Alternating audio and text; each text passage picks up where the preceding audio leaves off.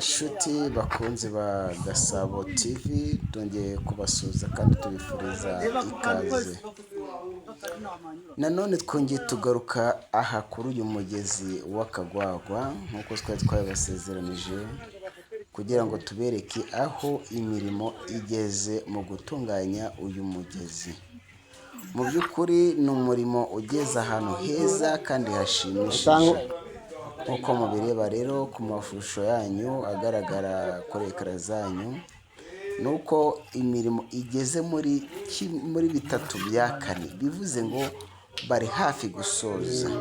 Murabona ko aho ni hamwe ya ruhurura yubatswe, urwo ni urukuta rwa ruhurura yubatswe, urwo rundi rukuta rukurikiyeho ni urutandukanya iriya ruhurura ndetse n'ikigega. Ayo matiyo atatu muri kuyabona, naho amazi azajya asohokera muri ayo matiyo. Urabona ziriya ni esikariye ziri kubakwa, inzira y'abanyamaguru, nk'uko rwose mubona ibintu bimeze neza bishimishije. Iyi rero ni ya ruhurura bubatse, murayireba yaratunganyijwe neza ku buryo amazi y'imvura ntahantu azajya arahurira n'amazi y'isoko. Abaturage bagiye kubaho neza bakoresheje aya mazi. Tubibutse ko aya mazi ntabwo yishyurwa, ni amazi avomerwa for free, ku buntu, nta kindi kiguzi bisaba. Upfa kuba uri umunyarwanda ndetse n'umunyamahanga w'ahandi wageze mu Rwanda akabona iki gikorwa, mu by'ukuri agikonsoma ku buntu. Rero murabona uko iyi ruhurura yo yarangije gutunganywa tayari. Imirimo iri kugana ku musozo, aho bayihereye murabona ko rwose hafite urwinjiriro ruhagije. Amazi uko yaza angana kose agomba gusohoka nta kiyatangiriye. Aho batubwiye ko n'icyo kiraro muri buze kubona nacyo kigomba kubakwa, bakagitunganya neza kikaba ikiraro kigezweho ahantu heza cyane. Murabona iyo ni ruhurura rero barangije kuyimenera beto. Umanutse urabona aho izaba igarukiye ni ku rutare n'ubundi. Urabona ko abaturage batangiye gukosoma ariya mazi. Ni amazi ku kindi cyiciro tuzajya kuhabereka noneho bari gusoza neza burundu, aho aya mazi noneho azaba yageze muri kiriya kigega, ariko utambuka kuri ariya matiyo mwabonye. Mbese ni ukuri leta y'u Rwanda nta kibi itakoreye abaturage bayo. Aha twaje kubaza enjenyeri uwatunganye, atubwira ko bamaze gukoresha miliyoni zigera mu 9. Ubaze umurimo wa buri munsi kandi bamenesha imicanga, bagakoresha amabuye, amasima, bakishyura abakozi. Ibyo byose ku kiguzi cy'umunyarwanda. Bivuze ko rero umunyarwanda arahenze. Umunyarwanda ni ukuri ni uwo kwitabwaho. Ntacyo perezida atatukorera, ntacyo ataduha.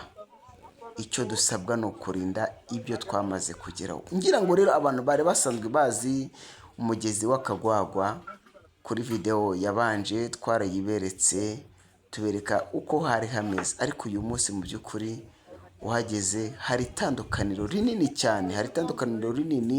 Ngira ngo muri kubireba aha ntabwo wamenya ko ari mu Kagwagwa. Noneho murabona ko biriya byuma bitambitse hariya uriya muntu ari kumanuka, aho hejuru niho hazajya havomerwa. Murabona ko hashyize ibyuma ku buryo umuntu uzaba uri kuvoma azaba ari bien protege, ntabwo bafite ngo yagwa mu hepfo, no. Icya kabiri, ngira ngo murareba aho uriya muntu wambaye umupira w'umutuku ahagaze, niho hari utugega tubiri. Akagega ka mbere naho bazajya bakorera filtrage bashyiramo imiti. Ikigega cya kabiri ni nka stock y'amazi, none azajya yuzura yohereze muri ariya matiyo agaburire abaturage. Abaturage bavomaga bimanitsemo hasi cyane. Ntabwo bizongera kubaho. ahubwo bazajya bavomera hejuru amazi y'imvura ajye hasi. Murabona ko rero uyu munsi hariya biteguye kuhamena beto. Iyi nkuru ubwo twayikoraga wabonaga ko bari gusasa biteguye kuba bahamenera. Mu ndebere nawe, ndebere, aya ni amafaranga, yamenetse ku buzima bw'umuturage. Murabona rero izo ni n'amahogare, bivuze ngo ni hamwe mu bya bigega by'amazi nababwiraga.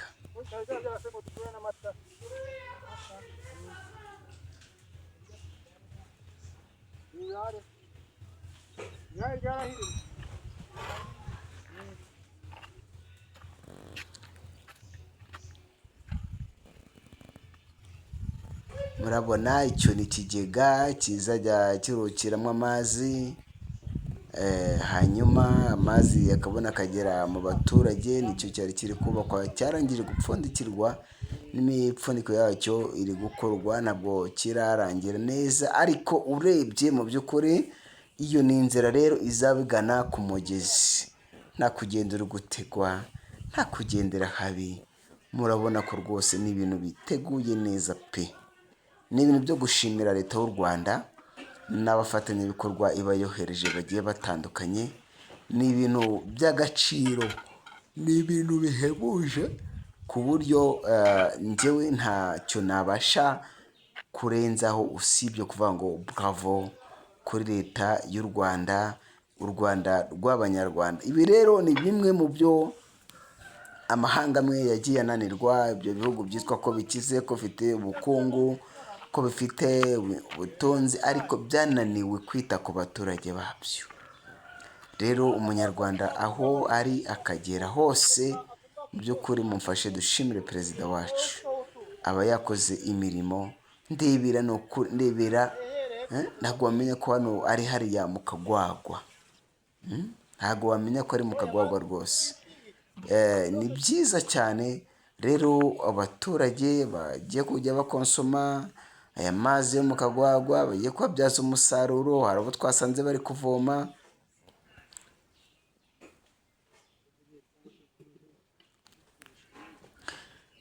Mu by'ukuri murinde ibi byamaze kugerwaho, mubisigasire neza kandi mubikomeze, kuko ni iterambere ryanyu. Ejo cyangwa ejo bundi mutazongera kurwaza indwara z'imirire mibi, ngo mwabuze uko mubigenza. Oya, no, ntabwo ari byo, ahubwo nimubyaze umusaruro ibikorwa remezo byabegereye. Sinzi